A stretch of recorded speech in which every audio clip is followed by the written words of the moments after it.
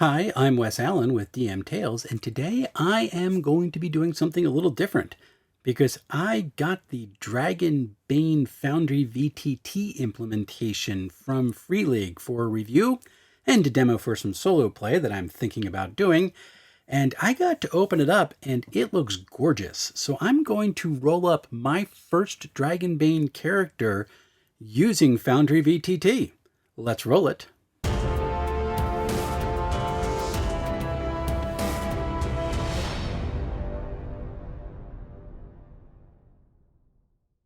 So as I pointed out in the intro, Free League did send me this implementation for Foundry for Dragonbane, and I am very grateful for it. I get no other compensation from Free League except to do my free and fair review as I kick the tires and put it through its paces.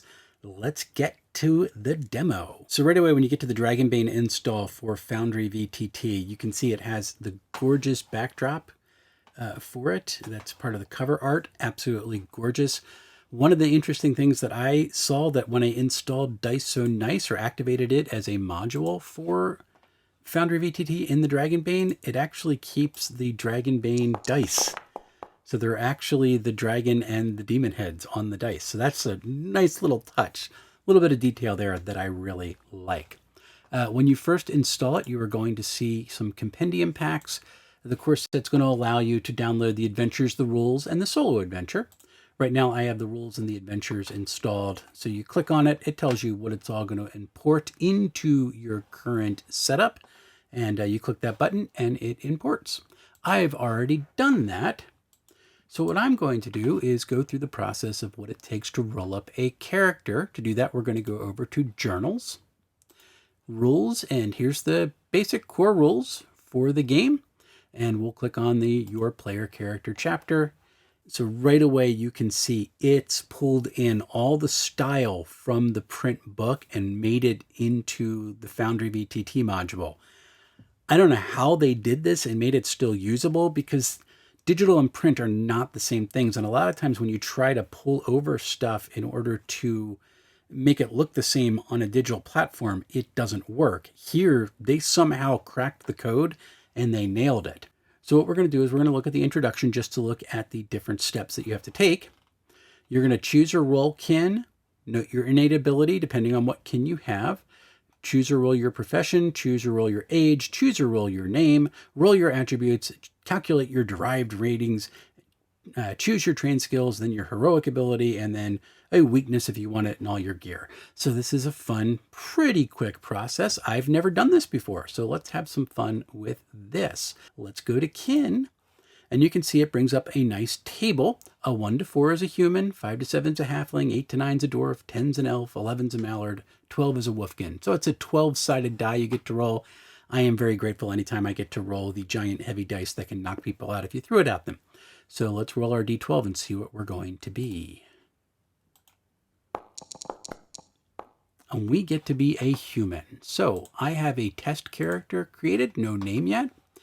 We're going to go over to the items directory inside Foundry, which will be there after you've installed everything. You can see I have the kin folder open already, and we'll just drag human over onto the sheet. Now we have a human. They are adaptive. So there we go. Next up that we have to do is note our innate ability, which we did. Choose or roll your profession. So now we get to roll a 1d10. And here are the different professions that we get to choose from. Let's have some fun. Go back here, roll 1d10. And I get to be a fighter human. So that's kind of fun. Close that out there. Go to my items, go to professions, and we will choose fighter. So now he is a fighter, and I can bring that up. Key attribute is strength, and profession abilities that he is a veteran. We'll look that up in a little bit. And here are his innate skills. Yay! Let's have some fun. Let's go back to the rules now. And we have to choose or roll our age. Now, age is really cool inside Dragonbane because you can see there's a trade-off. If you are young, you get pluses to your attributes, but you have less trained skills in the beginning. So 6 come from those that are selected from your profession, and the rest you can choose freely. If you're an adult, you really get 4 trained skills and no attribute changes. And then if you're old, you get 6 trained skills, but you take some hits on a couple of your attributes and a bonus in a couple of others. So what's really cool about this is that that trade-off gives you more skills, even though it lessens your attribute scores. Because of the way that Dragonbane handles your rolls, everything's a roll under mechanic.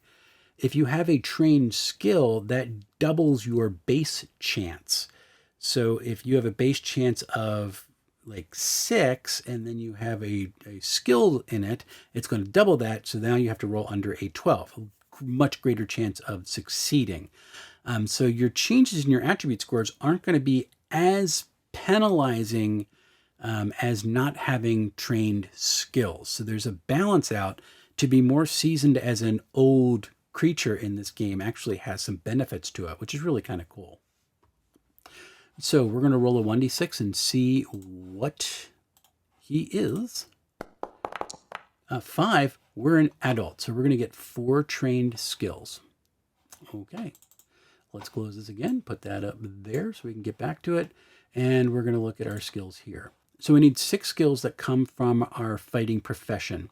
So I'm going to put swords on there because I really like swords and I think they are a lot of fun. Spears, 3, 4, 5, 6, 7.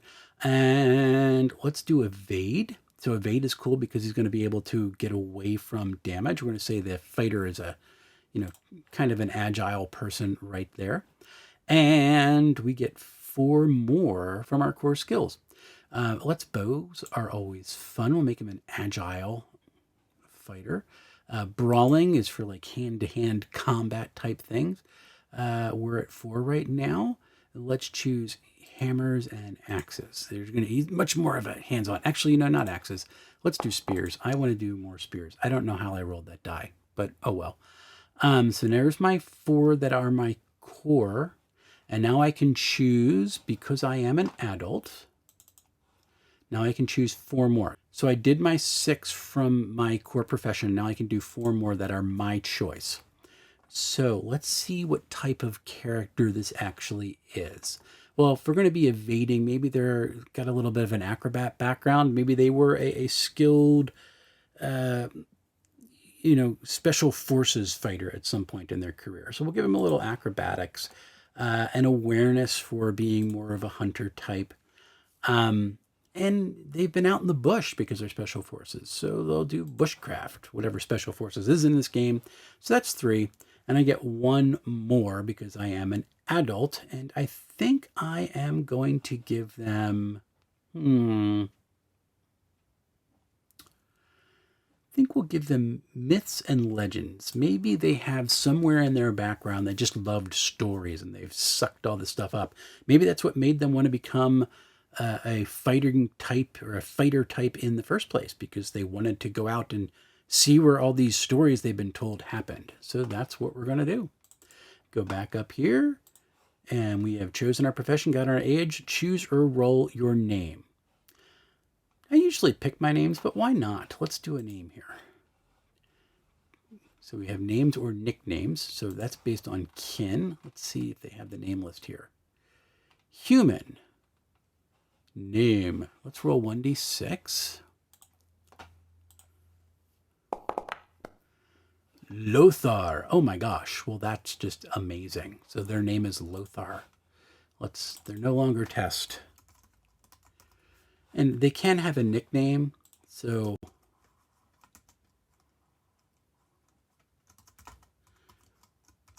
Lothar, Blade Dancer. Why not?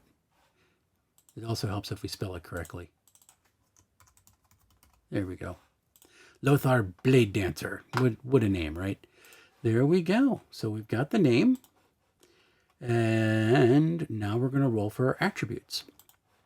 So there are 6 attributes in the game. They do correspond rather closely to the 6 core attributes in the Coastal Wizards game. There's a little bit of a change there. Some of them, I think, make a little bit more sense.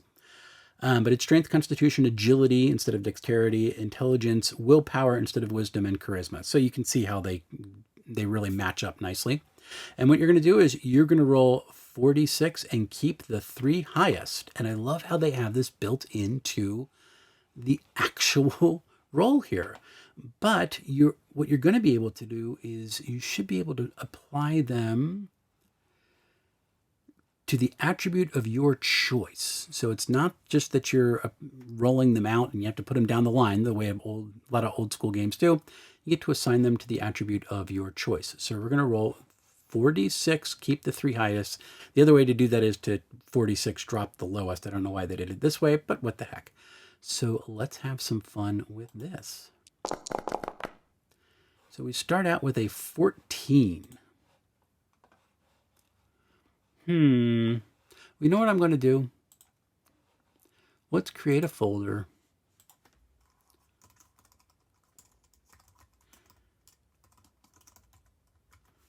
And we'll just get it in nice arranged order, right? Make it stand out. Okay, so there's Lothar. Let's add a page. And there's the attributes. Okay, so 46, we started with 14. We get to do this 6 times. Cool thing inside FoundryVTT is if you ever used like a Linux shell, you can press up and get your last command. So there you go. Oh, it didn't do it. Ooh, look at that. So 4D6, and we'll just do key or drop lowest should work. Yep, there we go. So 4, 3, 5, 4, 3. So we're at 12. There we go. Now I should be able to get there we go. I didn't type it in before. There we are. Oh, 8. So now we're getting into the middle of pack scores. Come on, like me, my D6s. 12 again. 2 more. 13. So there we go.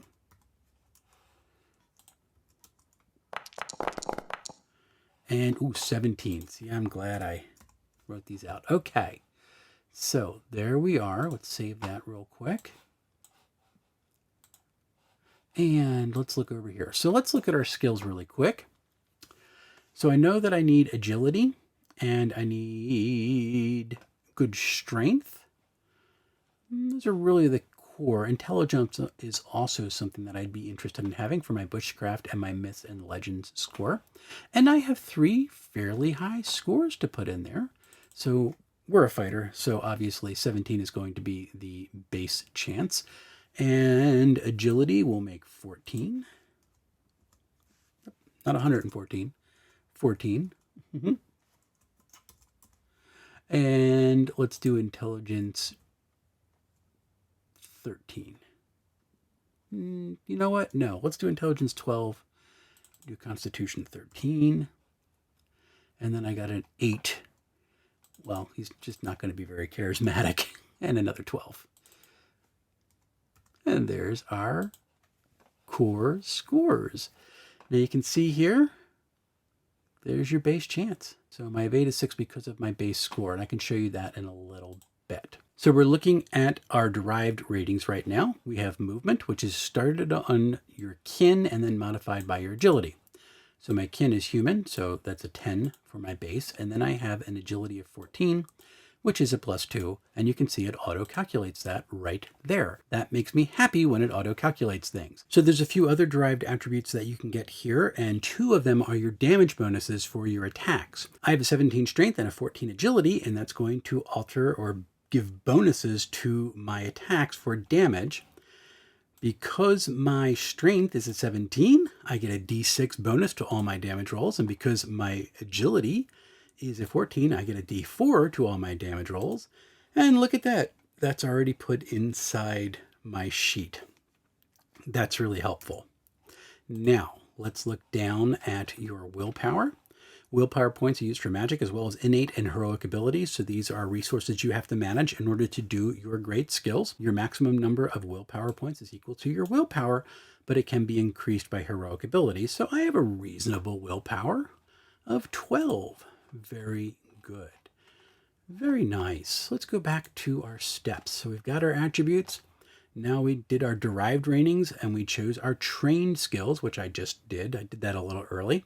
And now we're going to note our heroic ability. You can see that's also dropped inside the character sheet because it is automatically configured. And because I am a fighter, my heroic ability is a veteran. You want to find the description on that. You're going to right click on the description or the item on your sheet. If I left click on it, I'm going to be asked if I want to spend my willpower point to use it, which I don't right now. So I will right click and here's the description. Activating this ability at the start of a combat round allows you to retain your initiative card from the previous round instead of drawing a new one. Doing so does not count as an action. And so I get to use that card. If I get a really good initiative card, I can say, I'm staying here, and I'm just done.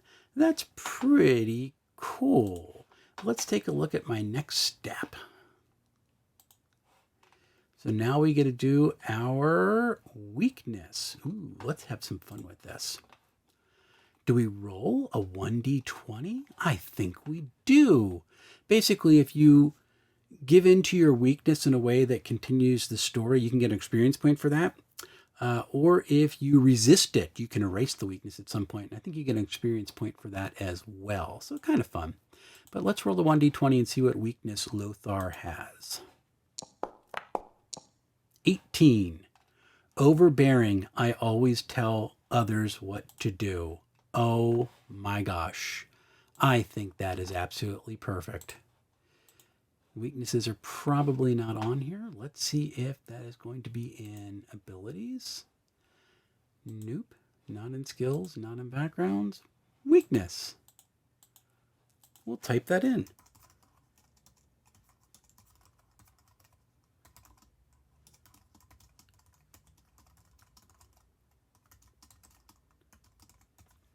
I mean, that's a pretty easy weakness to roleplay.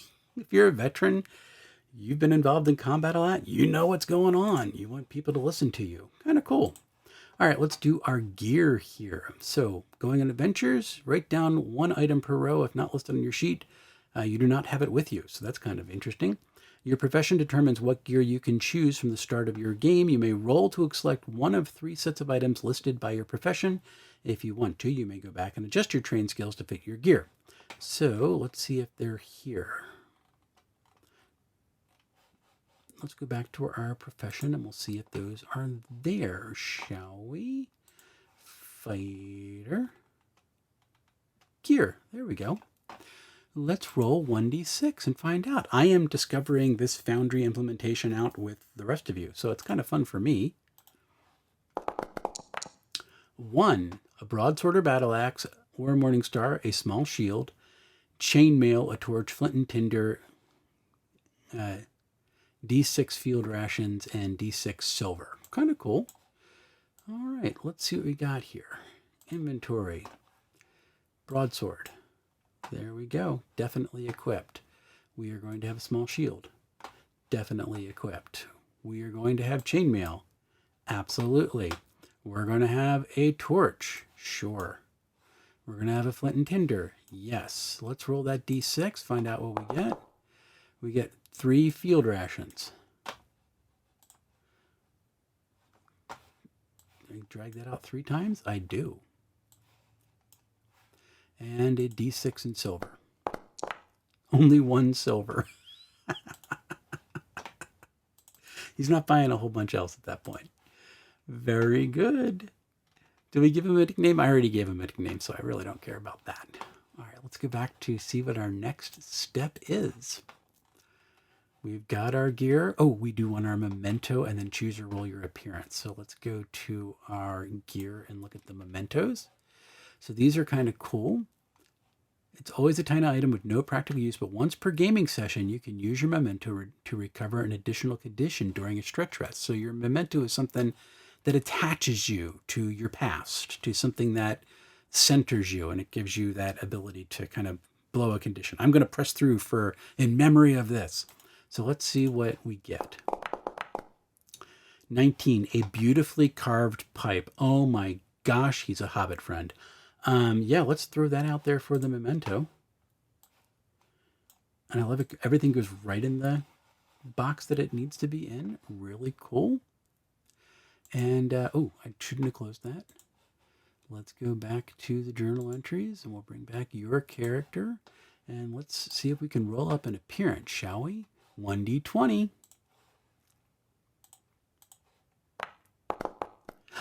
Oh, we rolled a dragon. Weathered face. Appearance.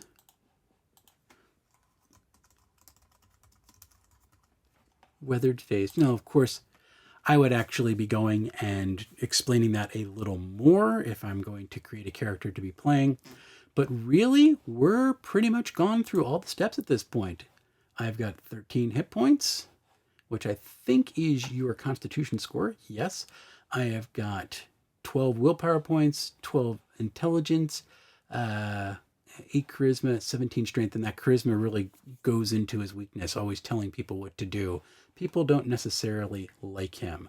This is really fun. Now, I could go back and this is a helmet down here, but I don't have enough silver really to buy anything else at this point, so that's kind of fun.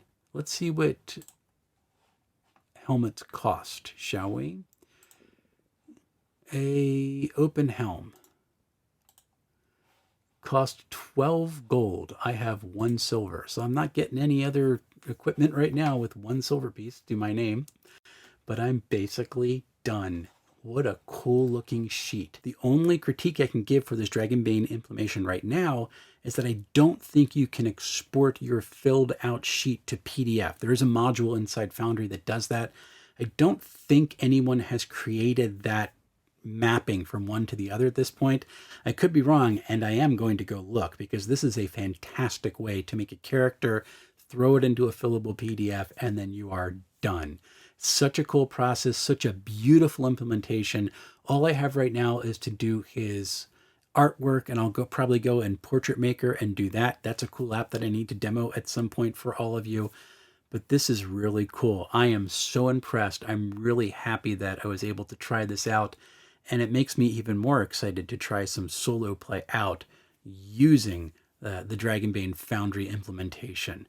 Very cool. So if you've already got the Dragonbane box set, you didn't think you're going to use it for a VTT, you can pick it up right now from Free League's website for only $22.63. So it's not going to break the bank, and you can see they did a great job. All in all, this is about the best official Foundry implementation for a game that I've seen so far. Everything is gorgeous. It matches what's inside the printed book so well, and it fills it out and is really straightforward. I'm really excited to try this out and play it, if not just solo play, with other people, because this is a cool system and I'm really looking forward to using it. So coming up, I have been writing my Fantasy Age 2nd edition review. It's going to take a while. I was at a conference out on Saturday, so I didn't have my normal time to really write it out. Also, I've been staying up late because there's been playoff baseball going on. Yay. So that's been interesting for me. So coming up for skipping lunch, I actually have 2 interviews this week. On Wednesday, I am very pleased to welcome Matt Finch, the author of Swords and Wizardry, and his company Mythmere Games is going to be coming out with a new app that riffs off of his tome of adventure design. Looking really forward to talking about that. And then on Thursday, I'm going to have the author of EZD6, which is one of my favorite games that I've run in the last year.